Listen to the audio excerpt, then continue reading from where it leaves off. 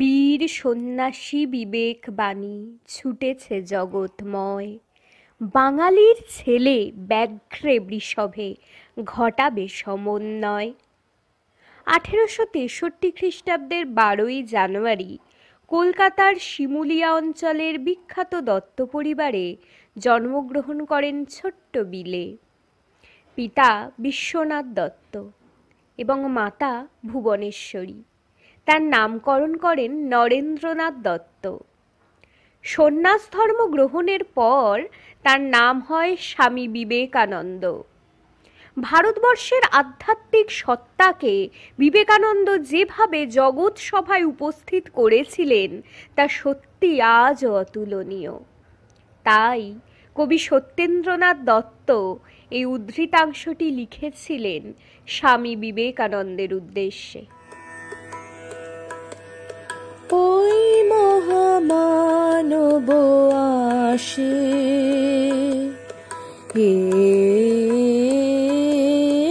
ওই মহামানব আসে, দিকে দিকে রোমাঞ্চ লাগে, মর্ত ধূলির ঘাসে ঘাসে,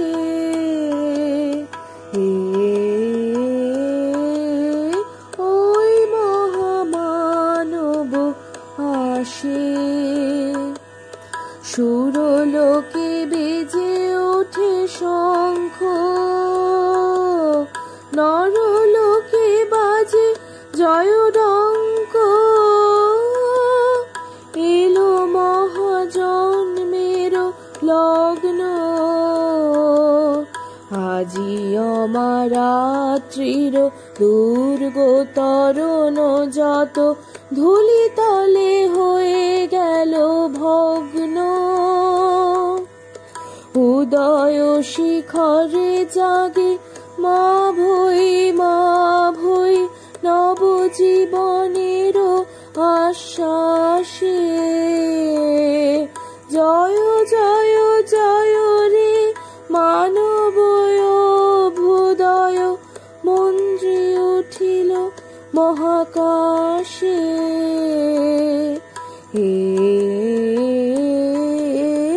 ওই মহামানব আসে।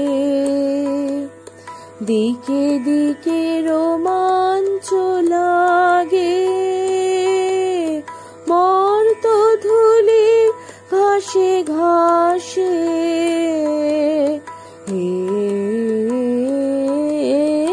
ওই মহামানব আসে। Swami Vivekananda once said, Each man is divine. Each man that you see is a god by his very nature. Swami Vivekananda was an inspiring personality and is famous in the whole world.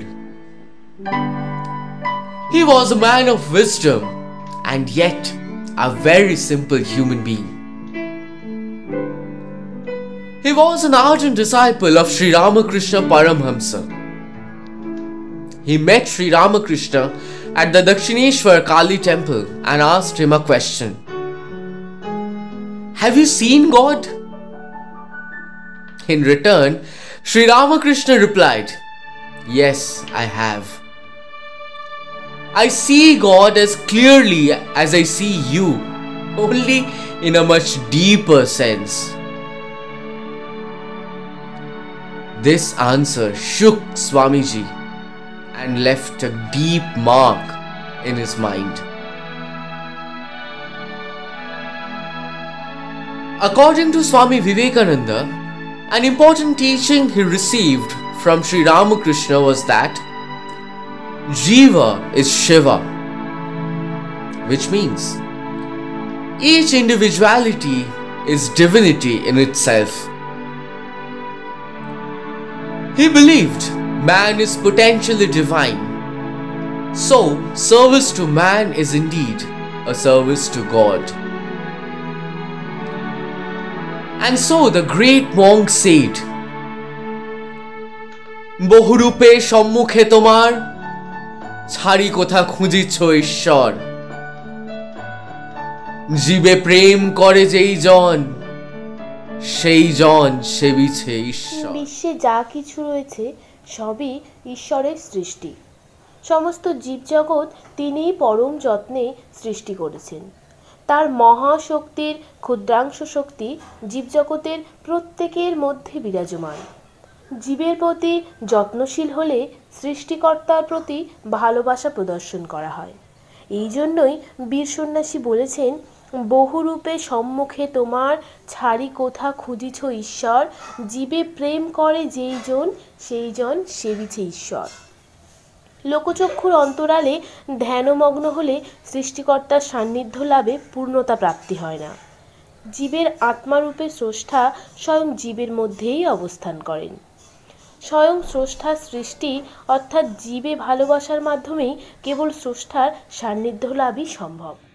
জীবে প্রেম করে যেই জন সেই জন সেবিছে ঈশ্বর জীবে প্রেম করে যেই জন সেই জন সেবিছে ঈশ্বর মানুষই যে নরনারায়ণ ব্রহ্মা বিষ্ণু মহেশ্বর বীর সন্ন্যাসী বিবেকানন্দ বীর সন্ন্যাসী বিবেকানন্দ এ যে তোমারই কণ্ঠস্বর জীবে প্রেম করে যে জন সেই জন সেবিছে ঈশ্বর শূদ্র চণ্ডাল ব্রাহ্মণ মুচি হোক উচ্চ নিচ সূচি বা অসুচি শূদ্র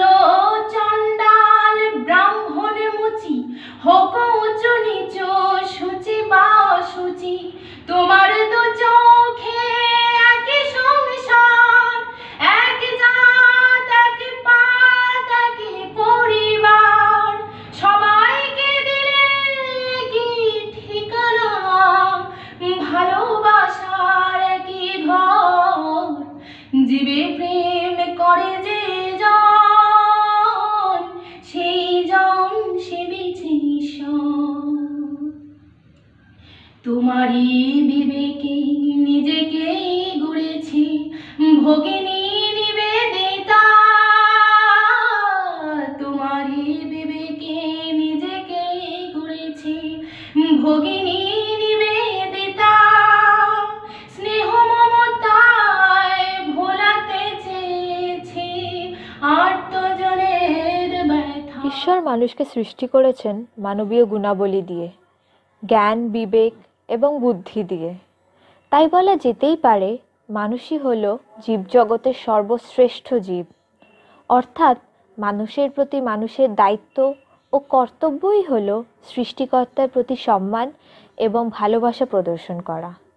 তাই 1897 খ্রিস্টাব্দে স্বামী বিবেকানন্দ স্বয়ং রামকৃষ্ণ মিশন প্রতিষ্ঠা করেছিলেন মানুষের সেবার উদ্দেশ্যে। কেহ নাহি জানে কার আহ্বানে কত মানুষের ধারা, দুর্বার স্রোতে এলো কোথা হতে সমুদ্রে হলো হারা। হেথায় আর্য হেথা অনার্য, হেথায় দ্রাবিড় চীন, সখুন্দল পাঠান মোগল, এক দেহে হলো লীন। পশ্চিমে আজি খুলিয়াছে দ্বার, সেথা হতে সবে আনে উপহার।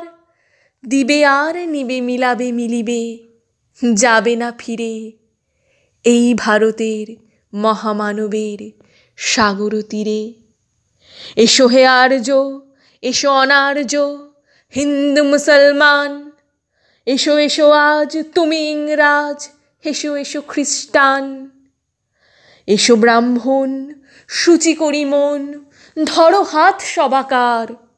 এসো হে পতিত, হোক অপনীত সব অপমান ভার। মার অভিষেকে এসো এসো তরা, মঙ্গল ঘট হয় নিজে ভরা। সবার পরশে পবিত্র করা তীর্থ নীরে, আজি ভারতের মহামানবের সাগর তীরে।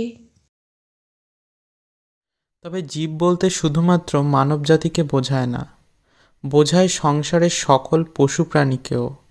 তাই জীবকে সেবা না করে শুধুমাত্র ঈশ্বরের সেবায় মগ্ন হলে প্রকৃতপক্ষে ঈশ্বরের সন্তুষ্টি লাভ করা সম্ভব না। জীবজগৎ নিধনে ব্যাপৃত হলে একসময় মনুষ্য জীবনও বিপন্ন হয়ে পড়বে। এজন্য বৌদ্ধ ধর্মে বলা হয়েছে জীব হত্যা মহাপাপ।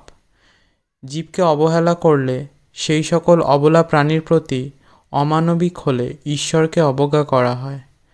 তাই আন্তরিকভাবে এগিয়ে আসতে হবে জীব সেবায়, জীবকে ভালোবাসায়। আব্দুর রাজ্জাক রাজুর জীবে প্রেম শ্রেষ্ঠ প্রেম। বাঘের জন্য ভালোবাসা, মানুষের কাছে পশু করতেই পারে এমন আশা। তাদের আশার মুখে মোরা দেই নাই ছাই, ভালোবেসে তাদের বুকে দিয়েছি ঠাই। পশুর জন্য ভালোবাসা মোদের অন্তরে আছে। অসুস্থ মা কুঁকায় ঘরে, নেই না ডাক্তারের কাছে। পশু প্রেম জাগাও তোমরা, মিটিং মিছিল সমাবেশে। তোমাদের প্রেমের নমুনা দেখে আমি মরি হেসে। পশু প্রেমের মতো মানব প্রেম যদি তোমার অন্তরে ঠাঁই পেত, তবে ডাস্টবিনের কাছে কেউ খাবার খুঁজতে নাহি যেত। জীবে প্রেম শ্রেষ্ঠ প্রেম, ঈশ্বরের বাণী। মানুষ তো মানুষ, তাকে কেন জীবের কাতারে টানি? মানুষ এবং পশু পাখি ছাড়াও প্রাণ আছে উদ্ভিদে। উদ্ভিদ হলো সকল জীবের প্রকৃত বন্ধু, বাঁচিয়ে রেখেছে তাদের। উদ্ভিদ ধ্বংসে মগ্ন হওয়ায় বিপন্ন হয়ে পড়েছে পার্থিব পরিবেশ, আর তার প্রায়শ্চিত্ত করতে হচ্ছে মানুষকেই। এই সকল উদ্ভিদের সৃষ্টিকর্তা হলেন সে একই ঈশ্বর। তাই উদ্ভিদকে যত্ন করা এবং ভালোবাসার মাধ্যমেই স্রষ্টার নৈকট্য লাভ করা যায়। উদ্ভিদ সংরক্ষণের মাধ্যমেই এক জীব আরেক জীবকে রক্ষা করতে পারে।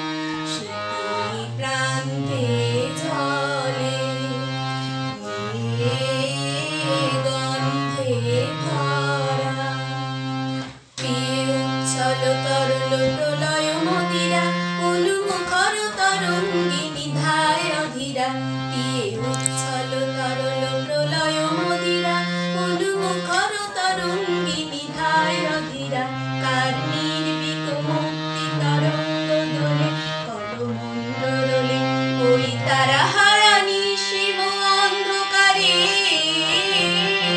কার তরণী চলে ওই তারা হারানি শিব অন্ধকারে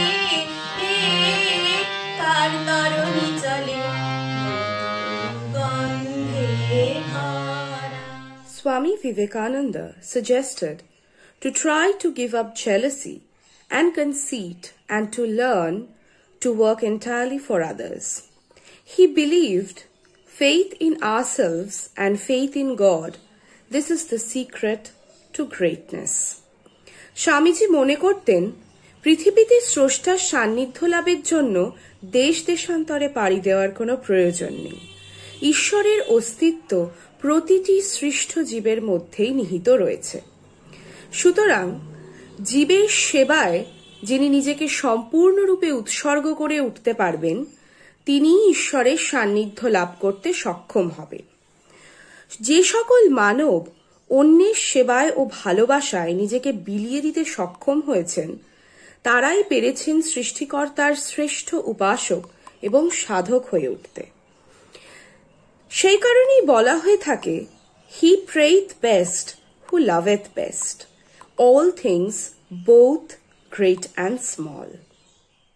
শরণাগত তুমি স্বাগত এসো এসো হে মহামানব শরণাগত তুমি স্বাগত এসো এসো হে মহামানব হয়ে আগত করবর শোনো তোমার জ্ঞান আর তোমার সৌরভ হয়ে আগত করবর শোনো তোমার জ্ঞান আর তোমার সৌরভ শরণাগত তুমি স্বাগত এসো এসো হে মহামানব।